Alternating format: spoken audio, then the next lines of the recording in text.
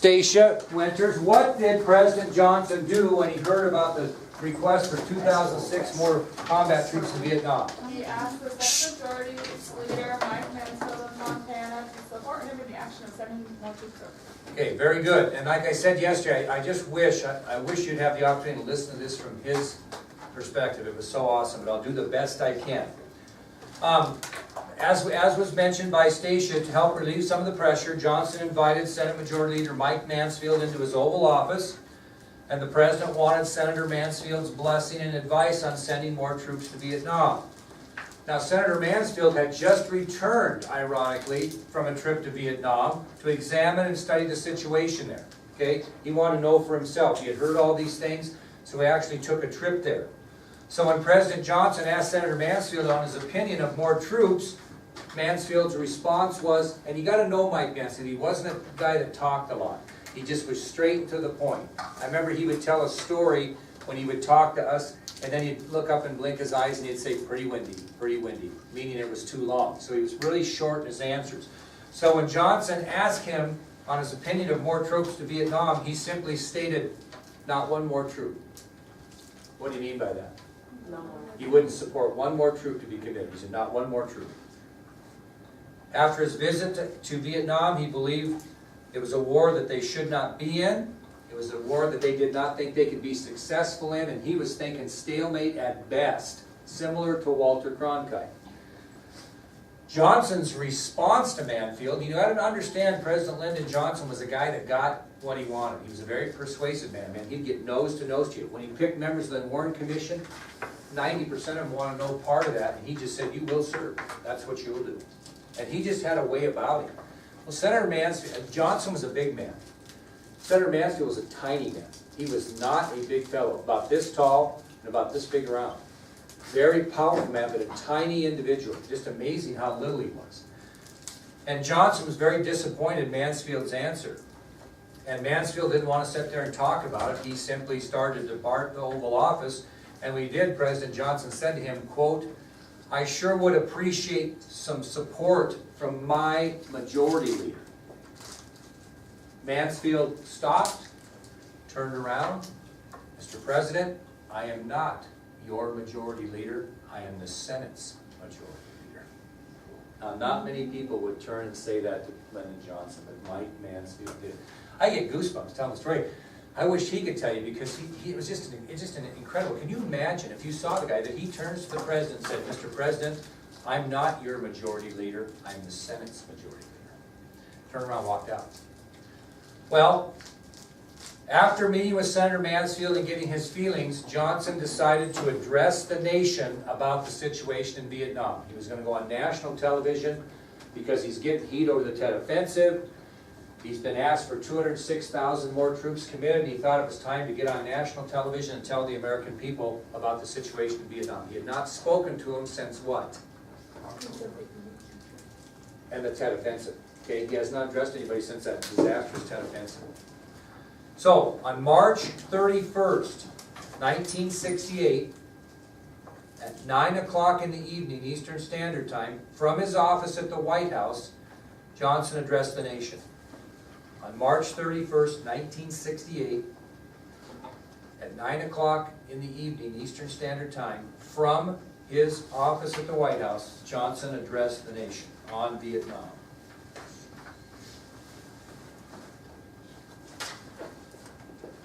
He stated the following in his address. He stated the following in this presidential address to the American people. Number one, he said the United States would cut back the bombing of North Vietnam. He said the United States would cut back the bombing of North Vietnam. He stated that the United States would cut back the bombing of North Vietnam. Second thing he told the American people is that the United States would call for peace negotiations to begin between North and South Vietnam. He stated that the United States would call for peace negotiations to begin between North and South Vietnam. And this is how he concluded his speech. And I want you just, when you get done writing, to put your pen down and listen. This was the final statement in his speech. Now the second thing, yeah. But this is how he concluded this. Okay, he said they're going to do what? What's the first thing they do? Stop the bombing in North Vietnam. Second thing they're going to do is call for peace negotiations between North and South Vietnam. Here's how he concluded his speech. With America's sons in the field far away, with America's future under challenge right here at home, with our hopes and the world's hopes for peace and the balance every day, I do not believe that I should devote an hour or a day of my time to any personal partisan causes or to any duties other than the awesome duties of this office, the presidency of your country. Accordingly, I shall not seek and will not accept the nomination of my party for another term as your president. It shocked the nation. He made it clear he was not going to run in 1968. And he said, but let men everywhere know, however, that a strong, a confident, and a vigilant America stands ready tonight to seek an honorable peace and stands ready tonight to defend an honored cause, whatever the price, whatever the burden, whatever the sacrifice that duty may require. Thank you for listening. Good night, and God bless you all. People were in shock. Even though his popularity was down, people thought, sure, they'd have bet their houses on that he was going to run again. And the big part of that speech, accordingly, I shall not seek and will not accept the nomination of my party for another term to be president. So now the Democratic Party becomes wide open. The next day, newly appointed Secretary of Defense Clifford Clark, who is right here, newly appointed Secretary of Defense, replaced Robert McNamara, Clark Clifford. Oh, it says It's Clark Clifford, I screwed up. And that very next day, newly appointed Secretary of Defense Clark Clifford made what announcement on behalf of President Johnson? It's not Clifford Clark, it's Clark Clifford, my fault. What announcement did he make to the American people on behalf of Johnson the very next day after the speech? Think. What? No, think about what we've talked about. Clark Clifford stated that Johnson would not be sending the additional 206,000 troops to Vietnam. So the next day, newly appointed Secretary of Defense Clark Clifford made an announcement on behalf of President Johnson stating publicly that Johnson had rejected the request from General Westmoreland for an additional 206,000 troops to Vietnam. Now remember, Johnson said on March 31st, 1968, that he would ask for peace negotiations to begin between North and South Vietnam. They actually began in May of 1968. So that's pretty good, March, April, May. So less than 2 months, they began to talk.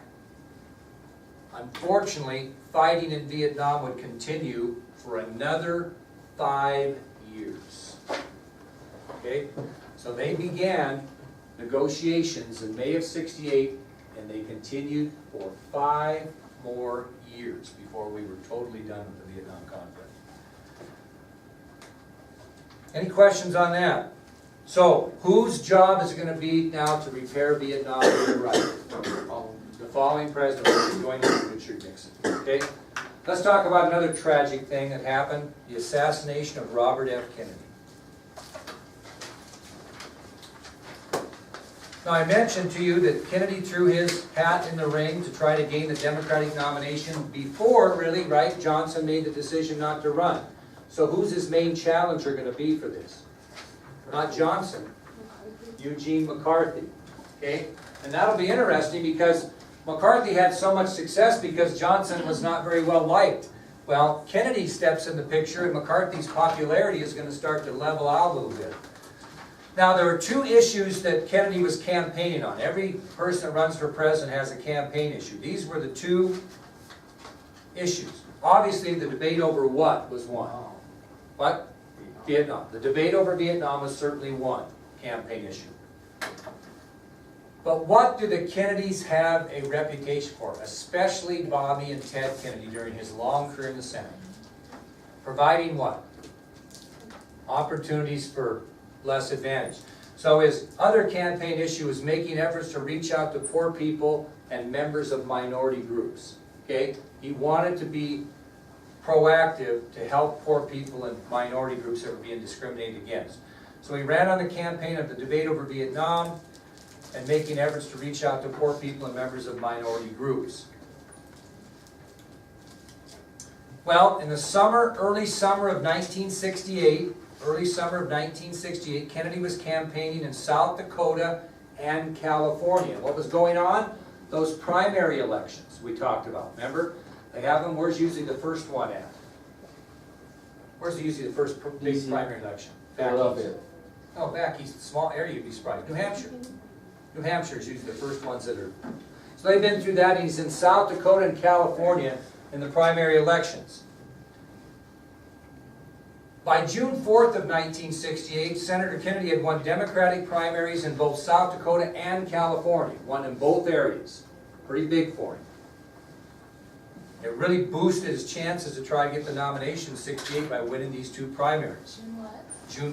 By June 4th, he had won both primaries, South Dakota and California.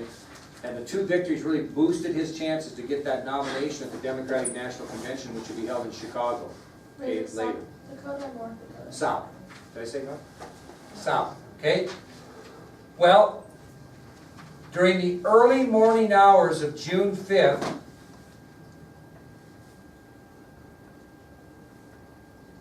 he wins the California primary.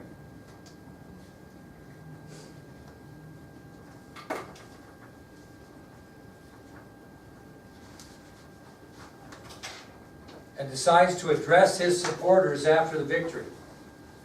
So if it's the early morning hours that he wins and he's going to give his speech, what time do you think the early morning hours for saying early morning? Otherwise we just say 7 in the morning. So probably shortly after, really early in the morning, June 5th would be shortly after midnight. Okay? So at 12:15 a.m.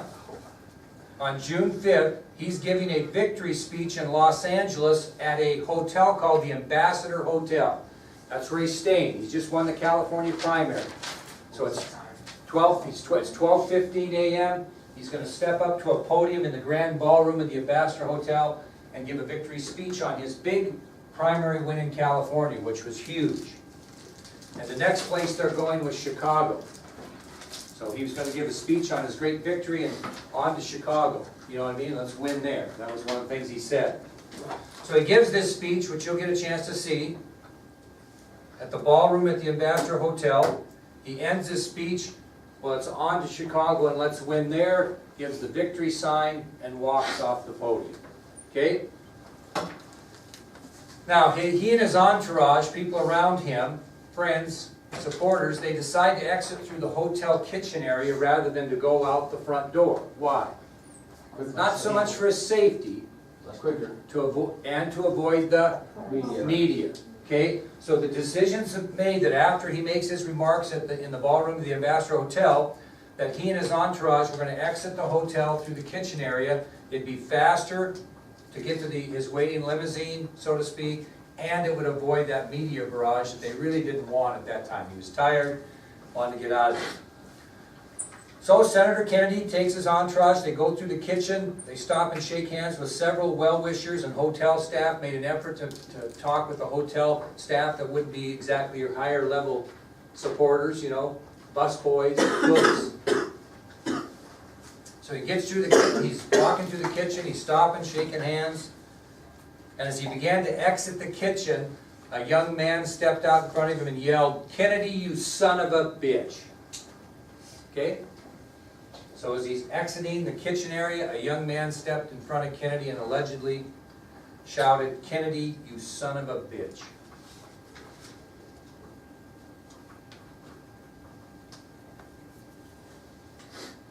That young man then fired an 8-shot 22 caliber revolver several times towards Kennedy and his entourage.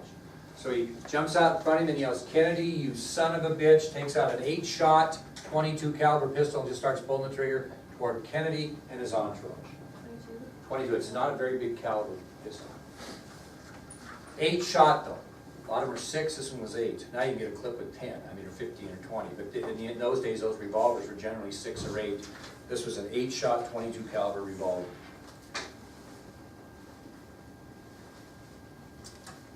The assailant was immediately detained by 3 players, or 3 people, they were players. Journalist George Plimpton, Olympic gold medalist Rayford Johnson, and professional football player Rosie Greer, all Robert Kennedy supporters. So as soon as the shots were fired, the assailant was immediately detained by journalist George Plimpton, Olympic gold medalist in the decathlon Rayford Johnson, and professional football player Rosie Greer. How many of you wrote biographies on those people? Only 2? Okay, that's okay, you had choices. So the assailant was immediately detained by journalist George Plimpton, Olympic gold medalist Rayford Johnson, and professional football player Rosie Greer. Did you say gold medalist? Gold medalist, yep, gold medalist in the decathlon, Rayford Johnson. Ever heard of Boys and Girls State? You guys, anybody go to that? Yeah, when I went to Boys State in 1972 or 3, Rayford Johnson was the main speaker. I didn't have any clue who he was at that point, to be honest. This kind of little deja vu. Rosie Greer actually jammed his thumb behind the trigger of the revolver to prevent further shots from being fired. So kind of in the old M.N. McDonald routine, Greer also grabbed the pistol behind the trigger of the revolver. Now, this was not broadcast on live television, okay? So it wasn't something they could, watch from start to finish. But what happened after the shots was recorded on an audio tape by a reporter by the name of Andrew West. Okay? So what happened after the shots were fired was not broadcast. None of this was really broadcast much on live television. But the scuffle and the disaster afterwards was recorded on an audio tape by a reporter by the name of Andrew West. That must have been the shots fired. No, they're just great notifications. It's okay. You're not too red over it. I think that's something I can make. That's why I leave mine. Mine's okay. We'll get rid of it. Anyway, after hearing that those shots, what West did is he heard that Kennedy had been shot. We'll see if he has or not. And he followed the Kennedy party into the area and turned his recorder on. So we had a live audio tape of the aftermath of this. Sorry. The facts were, however, that Senator Kennedy was shot twice in the back and once right behind his right ear at very close range. So he was shot twice in the back and once at very close range behind his right ear. A 4th shot actually grazed his clothing, but it did not hit him. So he was hit, or he was hit. It didn't hit his body, so to speak, hit his clothing. So 4 shots made contact with Kennedy or his clothes. He was shot twice in the back, once behind his right ear, which turned out to be the bad one. And a 4th shot even grazed his clothing. And as he lay bleeding on the floor, guess what the first words out of his mouth are? Anyone else hurt? Anyone else hurt? First thing he said, anyone else hurt? Actually, there were 5 other people wounded in this shooting. 5 others.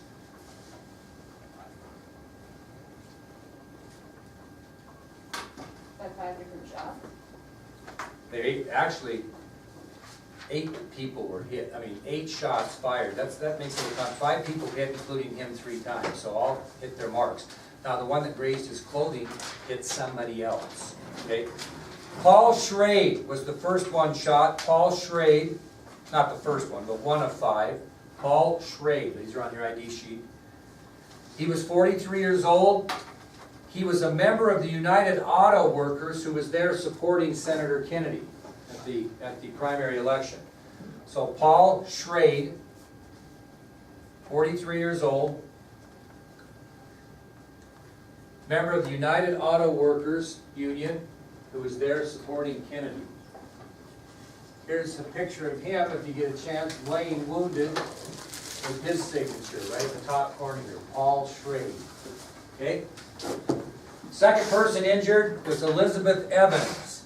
Elizabeth Evans, she was 43 also, and she was a Democratic Party activist supporting Kennedy. Elizabeth Evans, 43, a Democratic Party activist.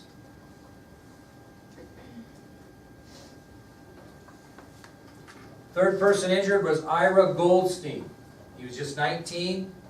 He was a local radio reporter.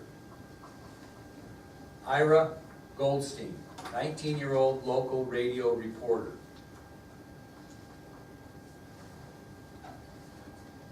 Fourth person wounded in the shooting, other than Kennedy, was Erwin Stroll. Just 17, he was a Kennedy campaign volunteer. Erwin Stroll. Just 17, a Kennedy campaign volunteer. And the fifth person wounded, other than Kennedy, maybe made a more significant thing here, was William Wessel. And I have a picture of William Wessel up here at the top above the astronaut, Fred Hayes. Sorry, yeah. It's higher. Yeah. William Wessel, he was 30, and he was a reporter for ABC News. He was a reporter for ABC News. How old was he? 30. Now here was the unique thing about Wessel. So he shot and wounded during this assassination attempt, and he gave a news report back to ABC News as he was there lying wounded. Actually gave his report back. How old was Ira? Ira Stroll was just 17. And He was a Kennedy campaign volunteer. Ira.